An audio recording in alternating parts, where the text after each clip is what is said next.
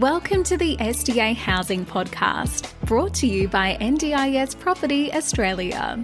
Before starting this episode, we need to provide a general disclaimer. Information contained in this podcast is general in nature only. It does not take into account the objectives, financial situation, or needs of any particular person. You need to consider your financial situation and needs before making any decisions based on the information in this podcast. And you should consider seeking independent and professional advice for your personal circumstances. All right, let's begin.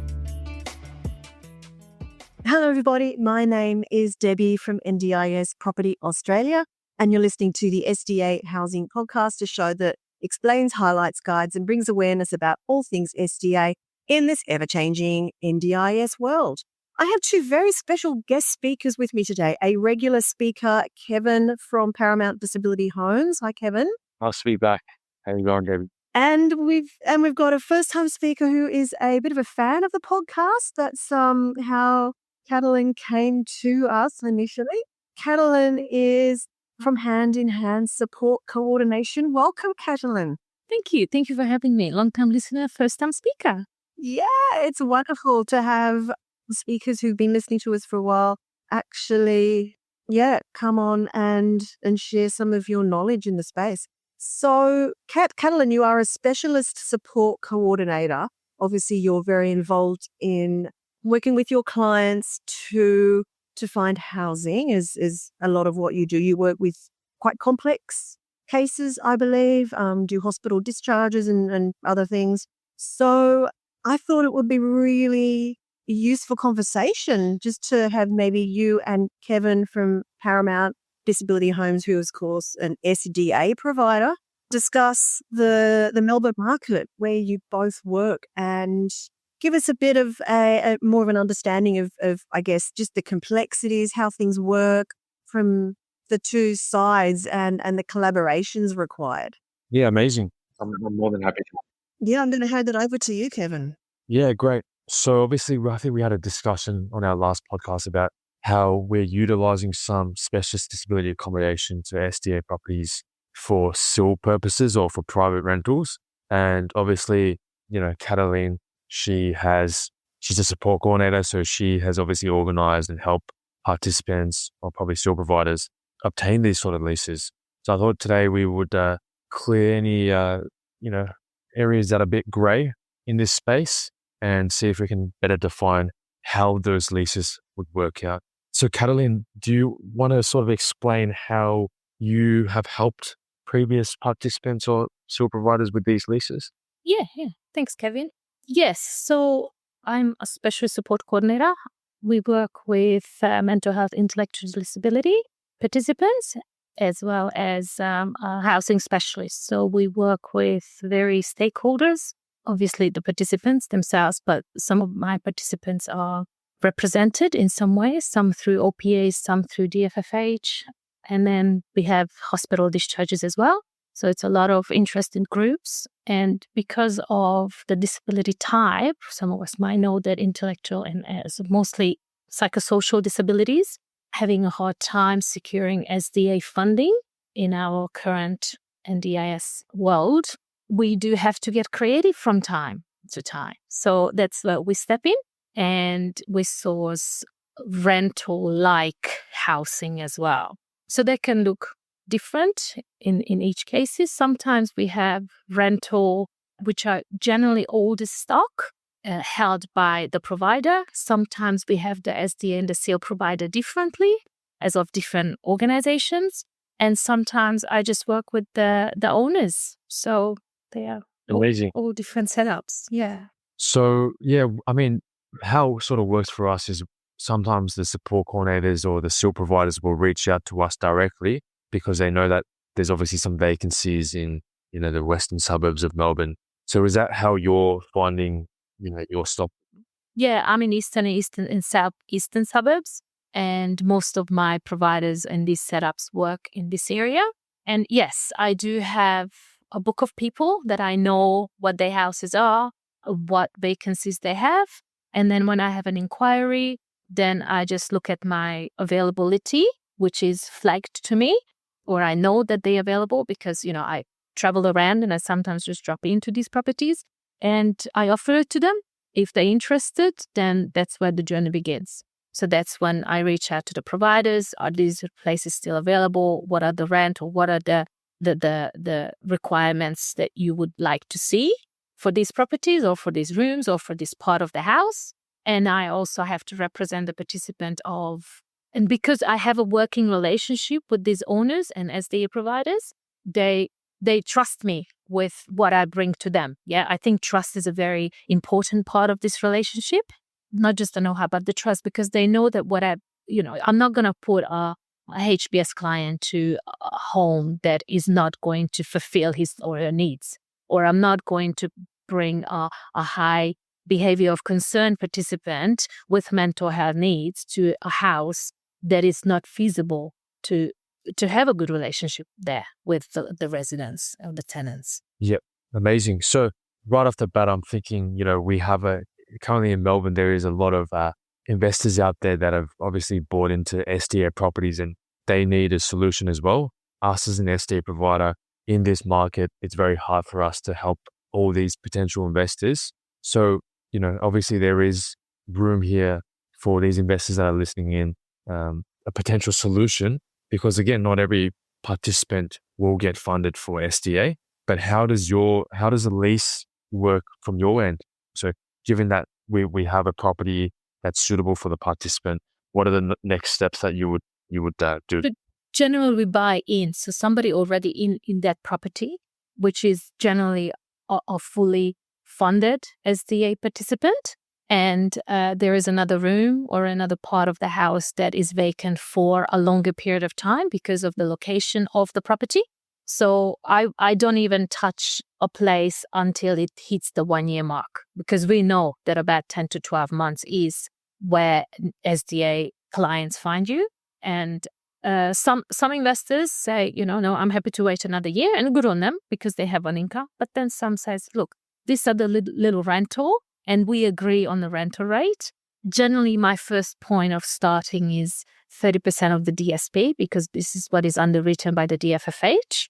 And anything above that, we know that would create rental stress, which again would generate further stress on the participant to stay in that home, and it's not feasible for either parties. So then 30% of the DSP, and then we have a bit of a negotiation around the rental agreement.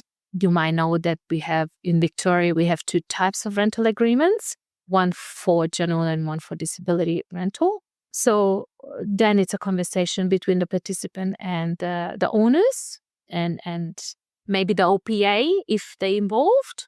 And then once we find an agreeable point, then I have to generally report that to state trustees. That's one of the other reasons that we have to have on a 30% DSV, because anything else, the state trustees will flag and might not approve.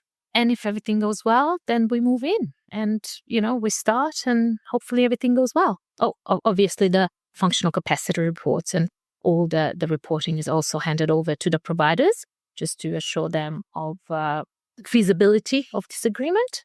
And generally things work out. That's quite nice. Yeah. So we've actually organized similar leases where participants have an investor gets a first participant or an anchor participant in the house. And obviously, a lot of the SIL providers, they struggle to find a second tenant. For them as well, running the SIL operation with one participant, it's not always feasible. So similar to how you run it, we allow for them to bring on a SIL funded client or a client that may not, in most cases will be funded for SIL, but not SDA.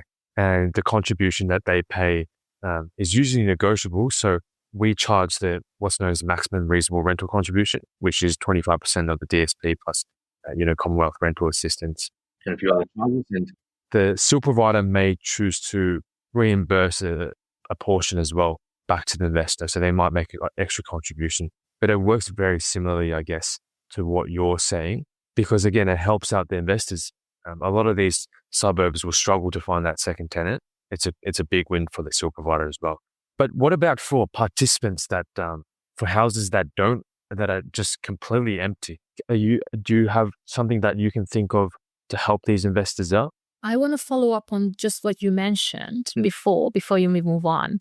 I think you touched on a very good point of the first participants, because let's just stay on that. Having the second participant in the house relieve financial stress and pressure from the SIL provider as well. I think that's a very important point, because generally the SIL providers and the SDA providers have good long-term relationships, and the one participant being in the house and only funded on 2-on-1, it's just not long-term feasibility for them. You know, they're missing out half of that income that they could have as SIL provider, or even in some cases we've seen the commission approving short-term 1-on-1 on a participant in an extension of up to 6 months to keep the participant in the house and allow the SIL and the SDA provider to find another participant. When there's this 6 months, sort of relief time coming up, that's why things getting a little bit more antsy, because they all know that they need somebody else, yeah? And having the second rental in relieve the pressure from the SIL, not just the SDA. So I think you're right highlighting that point. Going forward, I honestly would love more braver SDA and investors on the market to trial out how it would work for me to start a SIL house. I haven't done it yet because I just haven't found the partners are not there. Yeah. Everybody's waiting for end of 2025, early 2026. Most of you know that a lot of Victorian funded currently residing as SDA rental going to be needed. And I think a lot of people might be holding out on that when those older properties leave and they're holding on for the real, SDA to come in. My note to those investors and all those SDA providers is that, and I don't want to have a plug in here, but you have to have your dry support coordinator in order to secure your ongoing SDA. Yeah. Just because your participant is in an old SDA right now, it doesn't mean they're going to clear the SDA funding requirement for the next term. Yeah. So we might see a lot of SDA numbers at the moment, but the funding might not be there when the renew of plans coming up.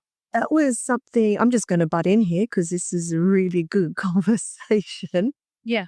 But yeah, that is something obviously we've had a discussion about before, Jonathan, Paramount and I, over, all of those hundreds, if not thousands of tenants living in these old homes and the difficulty in getting them with new funding in their plan. I mean, that is obviously a huge issue. So, how do you see from your perspective that sort of happening, Katalin? I know this podcast is about housing and that's great. And I love listening to it. I really do. I learned a lot over the years, but it's just, for me, that's almost the end process. Yeah. For me, starting from planning and creating the planning documents, make sure that we're capturing the right level of capacity. There is a lot of work going behind the scenes to get to the point of approved SDA level. So everybody's looking at these numbers from what I see, and I look at these charts and look at these reports and I say, okay, well, we have, extra amount. On the ground though, when I see these participants and I talk to the planners, it's not automated approval. And now that support coordination and it will have to be registered, yeah, we're leaving a lot of support coordinators and a lot of organizations leaving the industry. Yeah, it's a lot of reasons. Feasibility is one main one. And we have these participants out there that potentially have no support coordinators, potentially don't have long-term reliant OTs, potentially hasn't had a functional capacity for year on end, and their review is coming up, and I worry for them. So I think the main issue that we're seeing as well is that these participants, just to maybe clear up this issue, is it was grandfathered. They were grandfathered into the SDA system. So a lot of these participants are on, let's say, $7,000 to $10,000 in SDA funding, and they have no option to move into a new build SDA because their funding is simply not enough. When we go through a change of circumstance, it really isn't a change of circumstance, in my opinion, because we don't need to justify to the NDIs that they need SDA because they already have SDA in their plan. But there's inconsistency inconsistencies with the NDIS in approving these participants, because are they fit to live with, get house 3 resident funding? Are they fit to get 1-to-3 SIL ratio funding? There is still, certain evidence that needs to be submitted to the NDIS to get them approved to that right plan. And a lot of the support coordinators don't understand that process. And again, there's no streamlined process to help all those participants secure the right funding to be able to move out. So that's the biggest issue we're seeing. Do you believe that, I guess, the NDIS or the, some sort of government policy maker can help all these participants get an automatic approval of higher funding? Do you think that's fair? Do you think it's feasible? I think my short answer is no. I would love to say, yes, there is a website that you can go to and you can find everything out. I don't think it is. I don't think even the commission knows, or the NDIA knows how, or even the NDIS knows how to do this. And we made a career out of doing this because that's how vital this function is. Last week, I've just sent 3 testing in to the commission to test the eligibility of these grandfathered, like 3 of these participants coming out from these grandfathered properties. And it's a lot of work. We don't even have the NDIA planners allocated to these participants. So we have to go through the inquiry line because they never been, in some cases, the level of disabilities are not even some cases. I'm going to go to 80% of the cases that are grandfathered into the NDIS, the level of disability is not appropriately reported. Yeah, I can imagine. Like the data that the NDIS has to make decision on eligibility is not properly recorded in their system ever in the last 10 years. So for us to get somebody and say, oh, here's my plan, it says written in it that I am eligible for this, we have to have a serious conversation with them that, okay, it might say that, but you might not get it. And they don't understand why. Well, it's sit there. And we have to explain to them that we need to go through a whole new system now because the NDIS is changing. Yeah. And we need to have a whole audit on your current plan. And most of these participants, not even in the new system, or even if it's a new system, is not correctly registered. So we have to have, as you said, a change of circumstances, which is not a change of circumstances. We actually have 6 months of discovery on all of these plans to report the correct information. Yep. And then there's still probably inconsistencies when it comes to what funding they get approved for. It would be extremely sad to see if these participants actually lose their SDA funding. That could be a potential as well. Some of these participants don't even have the right SIL funding. Yeah. I think most of them don't because it's all 1-to-5. Yeah. But even the 1-on-1 is not correctly funded. Because don't forget, the Victorian government has been subsidizing these SIL providers for so long that the SDA, like part or the NDIS relied on that subsidy for so long that they don't even know how much they haven't paid. Or in some cases, they rely on families to take these participants out to social engagement. And when we actually represent that this is the social engagement time that has to be funded, we have to prove why the families are not taking them out. So I was just going to ask, so for the participants out there that are living in these legacy homes, I'm so sorry that we've taken such a big turn on this podcast, but for those participants, what would be sort of the first steps for them if they're not enjoying their stay at a legacy home? How do they, because a lot of their own support coordinators probably won't understand this whole process. Actually, I think the specialist housing support coordinator who's willing to take level 2s, that would be my first step. That's challenging enough. But then from there, it's you need to make sure that all of your paperwork, all of your proof of disability are in order. So maybe it could say you might need to go down to your GP and you need to get a referral on the Medicare system, under the mental health or physical health cover to get your diagnosis letters under control, to like primary diagnosis. What's your primary diagnosis registered on NDIS? I reckon most of these people would not know. That's the first thing I have to find out as well. And then what are the secondary diagnoses that may or may not be reported? And then you need to find the documents and you need to get, in some cases, new tests done to prove it to the commission that it's relevant. we have several ways to do this, but yeah, these are the first steps. And then you get an OT functional capacity done based once you have those diagnostics in your hands. Don't forget that NDIS does not pay for diagnostics, yeah? And get a new functional capacity done, and then you're ready to submit your COCs. Because without all this, your COC application won't even be approved. The new system says that there is a pre-approval process for COCs now. So I guess this really is highlighting the fact that there's going to be a lot of participants needing new homes. We know that. A lot of them are not going to have much SDA funding. They may not qualify once they've gone through that entire process, Katalin, that is obviously very complex and long, but they still need housing. So, this comes back into, I guess, inserting them as second or third tenants in existing properties. And that's, I guess, where we were at the beginning of this conversation in what you're doing and getting this takes the time. rentals in. Yeah, and this takes time, yeah? So all of this. So if we have more brave and sort of future-looking partners, both SDA and investors, then you can capture this market. You give them rental. Yes, you're still going to get your rental money, but this process of approval might take 6 to 12 months, yeah? And honestly, you're in this market because you want to have people, yeah? That's the base of it. You invest into this industry because that's what you want to do. So I would like to just encourage everyone, please do it. I know you want the SDA money. We all want you to have the SDA money because you deserve it, yeah? You built and invested into a purpose-built property.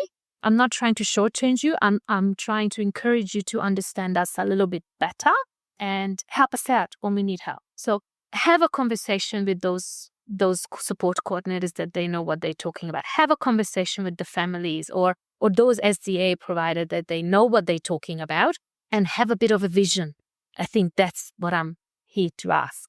That having a bit of a vision and buy into those participants that can live in a quality environment, and we have time to secure and keep them safe, and then we will secure the SDA for you as long as everything goes well. Yeah, that's my sales pitch to all my SDA providers. Yeah, it's a great outcome because, again, these participants have the ability to transition into SDA. But even if they don't, it's still a nice little contribution that you get, because the chances of getting a second tenant or third tenant is quite hard in this market for a lot of areas. And don't forget, you're still going to have your SIL. If you have a good relationship with your SIL provider, you can do whatever you want with your SIL and SDA. That's outside of my purview. It's for you to work it out. And I'm not saying that the SIL provider should be paying SDA's ridiculous amount of money. That's not what I'm saying. I'm saying that you have a good relationship with your SIL providers. You helping your SIL providers out. Yeah. So the SIL providers, I'm sure, will help you out as well. Yeah. And yeah, this is as you said, at the end of the day, it's investing into disability people and giving them a place to stay. So that's right. Over time, we need to condition ourselves to give better accommodation solutions to the whole sort of NDIS market, not to participants funded first. There are other supported housing options, and they are just not nice. They're not nice in Victoria. Most of them, I'm going to say. Moving forward, this has been a really good conversation on a very difficult part of the whole housing of people with disability. But moving forward, what sort of properties, Katalin, do you think are still needed? As in, if investors are still looking to get into this and they're at the early stages, and what is needed? What are you seeing is needed out there? Ooh, I'm going to be very cautious here because I know some things are happening on this industry around previous organizations' recommendations. And I know those people and I appreciate what they've done. Therefore, I'm going to go of everyone's investment should be their own decision. I think investing money.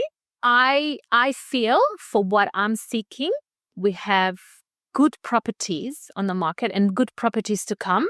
I don't feel that for what I need, yeah? So for intellectual disability and mental health, I do not work with HPS. Well, we don't have HPS clients because that's just not our bread and butter. Sure. So all of my participants physically able-bodied participants, I'm very happy with the stock that I have in Melbourne, because as we all know, we have whatever reason, that's a whole different podcast. HPS is a lot around me, and that is my dream.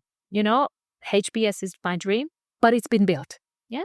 I know some people after apartments, and I know there's going to be some developments in the city, and yes, city is needed, but I think city investors should get their SDA money. In today's day and age, you can't expect someone to invest into the city and just get rental rate. It's not fair on them. Of course. So basically, you'll say more robust in the areas where there is undersupply. Well, if robust is the answer, I don't know if robust is the answer, because to be fair, I have robust funded participants, and I ended up putting them in HPS. And the investors were fine, first client in the house. It's not that big of a difference on the one occupant robust funding than one occupant HPS. And my personal experience is that my robust funded participants without behavior of concern, without property damage behavior of concerns, are happier in HPS. Okay. But This is very interesting, because obviously someone can move into whatever property they want, but I was under the impression, and obviously I've been led astray here, or I'm not quite got it, that someone with robust funding cannot reside in anything but a robust enrolled house. Well, you haven't had me as a support coordinator, I suppose. Kevin, from an SDA provider's perspective, what do you see? You see that? Yeah, the rule is that robust clients can't live in apartments. They're not allowed I to know live in that. Yeah, but they Correct. can live in a high physical support house if they wish to. Yes. So choice and control still belongs to the participant. Do we recommend it? If they have property damage concern, behaviours concern, probably not. Obviously not, yeah. But if they don't have... And sorry to butt in, but that's where the reliability of information and the reliability of partners come into play. Yeah.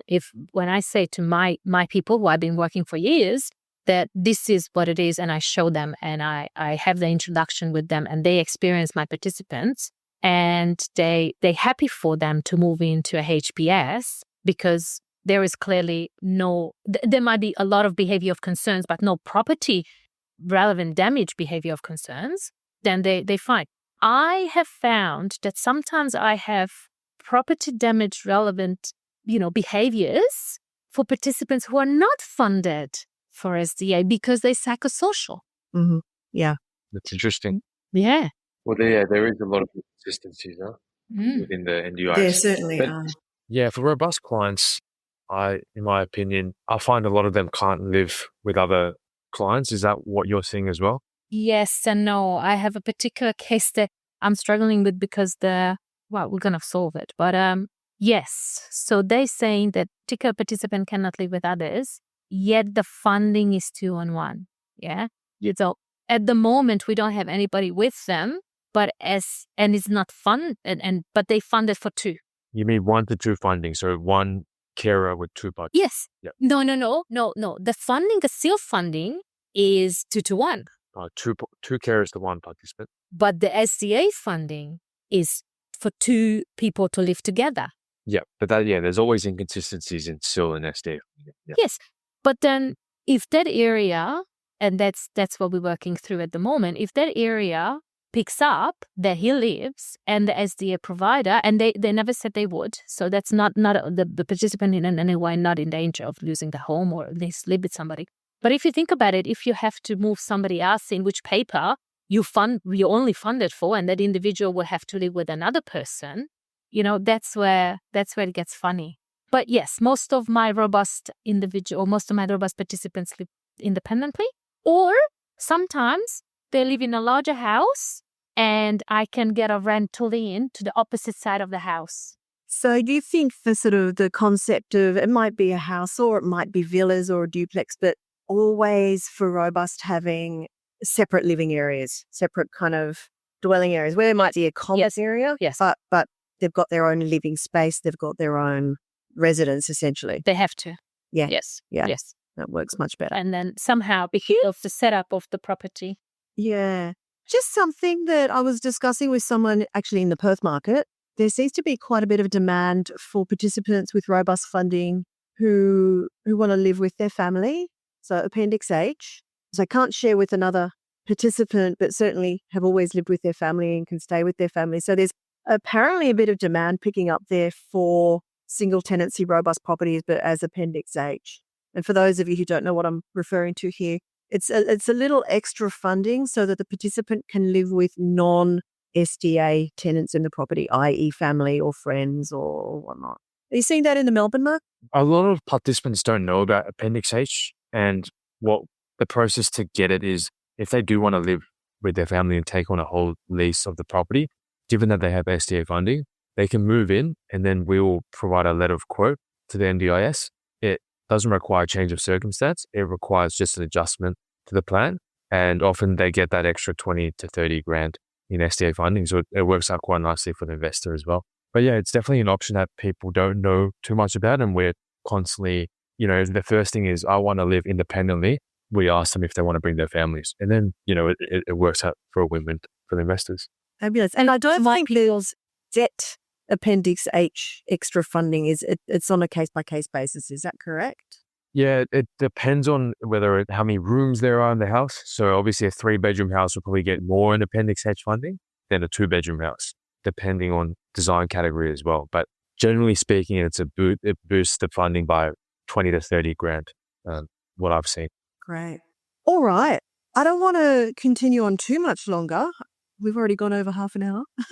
Thank you for your time. Do you have either of you, Katalin or Kevin, have anything you wanted to add to round up this conversation? Oh, I think, really great to have that conversation with Katalin today and you, Debbie, as well. But yeah, just for investors out there, I think, remember why you've invested into this scheme. Again, we're trying our best to help out everyone, participants, because not everyone will get SDA funding, but a lot of people do need accessible or robust type of housing. And we just want to give a solution to as many people as we can in this space. Yeah.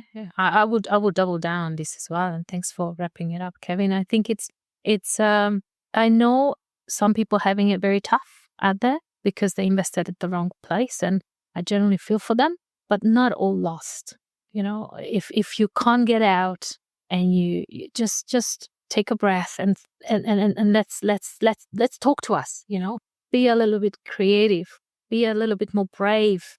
And, it's costing you money already. You might as well help others, and you never know what the future holds. Yeah. Yep, definitely. Absolutely. Well, thank you so much, Katalin. It's been a pleasure to have you. Thank you very much. As a guest speaker. And again, thank you very much, Kevin, as almost my co-host today. Oh, thank you. Yeah, it was very fun. No, it's been a great conversation, and I think just helps investors understand a little bit more about the complexities. We always talk about how hard it is to find the right tenants with the right funding for properties, and this might give you a little bit more insight just into what is going on in the background there. So I think that is us for today. So thanks for listening, everyone, and we'll see you next time. Bye. Thank you. Thank you. See you later. Bye-bye. See ya. We hope you enjoyed this episode. Please make sure you are subscribed and following us so you can keep in the loop with all of our upcoming episodes. We would really appreciate it if you could leave us a 5-star rating, a written review, and to share this podcast with those that could benefit. Until next time, catch you on the next episode.